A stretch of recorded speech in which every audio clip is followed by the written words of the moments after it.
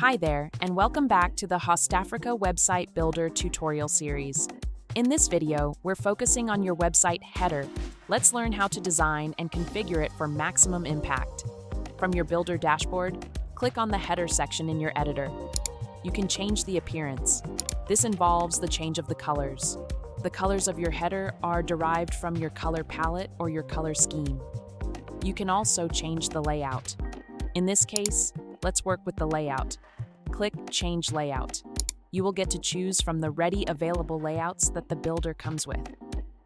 Scroll through the list to choose the one that suits your interests. Once you have selected one, click Update.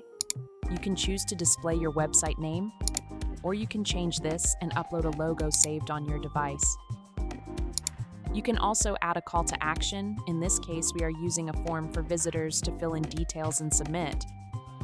Or you can configure a sticky header option so it is visible regardless of the section the website being viewed. And that's how you design and configure your website header using HostAfrica Website Builder. A well-designed header makes your site memorable and easy to navigate. Don't forget to like, subscribe, and keep building with HostAfrica.